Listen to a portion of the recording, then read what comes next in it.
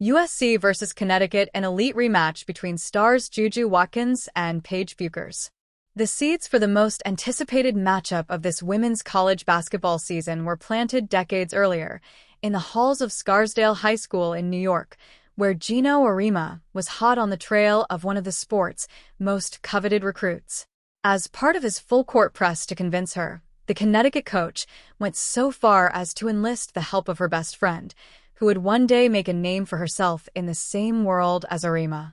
Lindsay Gottlieb tried her best to convince her friend, Hillary Howard, on Connecticut, to no avail. But the relationship between Gottlieb and Auriemma remained. When Gottlieb injured her knee as a high school senior, Auriemma reached out to offer his help. It was during that recovery process that Gottlieb first considered coaching, and over the years, as she climbed through the ranks, Auriemma would offer regular encouragement. When she led California to the Final Four in 2013, Auriemma, in the midst of a dynastic run with the Huskies, assured her it wouldn't be the last. "I remember him looking at me and saying, 'Enjoy the first one. You'll be back,'" Gottlieb recalled this week. It was Connecticut that would ultimately keep Gottlieb and USC out of the Final Four last season. And with both teams now on a similar collision course this season, Gottlieb and Auriemma will meet again Saturday for a marquee matchup that's been billed as one of the most consequential games of the college basketball calendar. The matchup pins not only two of the best coaches in women's college basketball against each other again, but also arguably its two biggest stars, USC's JuJu Watkins and UConn's Paige Bueckers. That was enough, amid the groundswell of new intrigue around women's college basketball, to pique the interest of Fox, which put the game in a coveted primetime slot, where it's slated to follow the network's Saturday NFL game. For USC, it's one of 9 games the team will play on national TV this season, 6 more than last season. "We thought it would be a great opportunity for both teams to test ourselves and one another, but also to put a really quality matchup on TV early," Gottlieb said. "We have a team we want to put on the biggest stage. We have a program that has aspirations to win in March, and you just can't do that unless you're playing high-quality games throughout the year." Read more. USC women hold Elon to 30 points for their 10th victory of the season. USC rides a 6-game win streak into Saturday, during which the Trojans have won their games by an average margin of 40 points. UConn has been similarly dominant, with wins over 3 ranked teams this season. But the two contenders each slipped up in their toughest tests to date, as both fell in their respective matchups with number 3 Notre Dame. "Notre Dame was an early test that we obviously didn't pass," Gottlieb said. "You want to be at your best early, and then try and grow from there. But if you're not, the alternative is to look in the mirror and get better, and keep working on the things you think will help you get there." I do think we've grown since then. Much of that process, since is focused on finding more firepower alongside Watkins, who Gottlieb says is now seeing defenses created around stopping her. Still, the sophomore superstar has managed to score 20 points or more in all but one game this season. Forward Kiki Iriefin wasn't on the roster when USC lost to UConn last March, but so far has been one of the better secondary scoring threats in the sport this season, averaging 18.7 points per game. But USC may need more than Watkins and Iriefin alone to take down the Huskies. That's because Connecticut has an even deeper well of scorers behind Bueckers, who's shooting an absurd 58% from the perimeter. Overall, no team in women's college basketball has been hotter from the field this season than the Huskies, who are one of 4 teams in the sport to make better than 50% of their shots.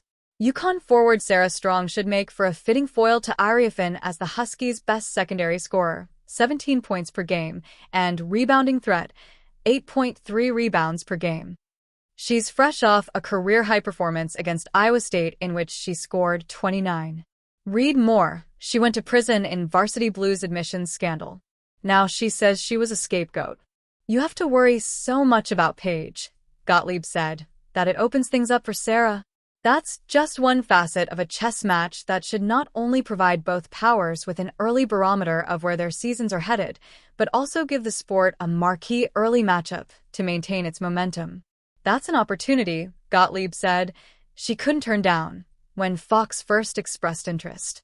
"I've known for a long time that there's a couple teams and a couple windows that get the exposure," Gottlieb said. "Really where we've tried to bring the program, it's definitely significant. Get the best, Most interesting and strangest stories of the day from the LA sports scene and beyond from our newsletter, The Sports Report.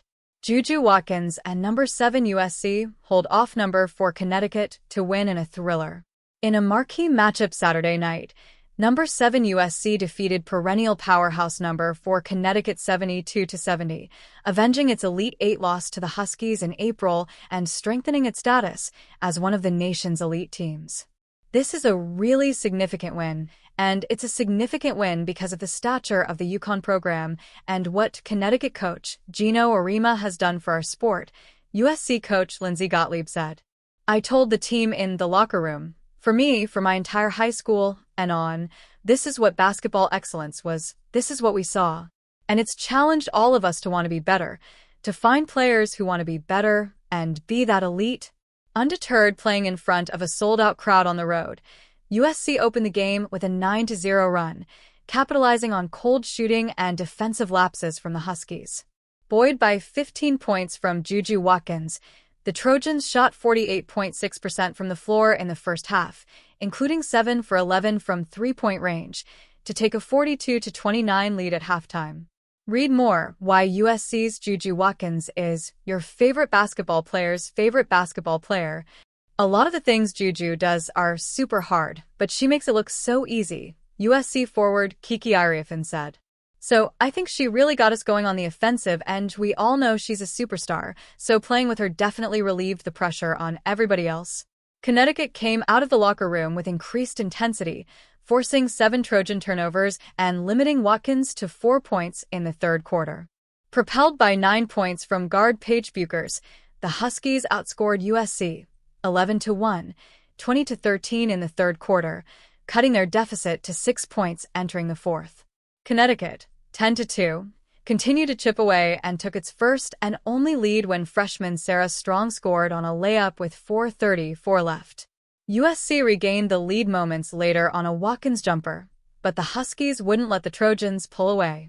"I don't think we were ever really rattled," Watkins said. "We knew what Connecticut is capable of. They were going to go on runs, so it was just a matter of handling that and coming down on top."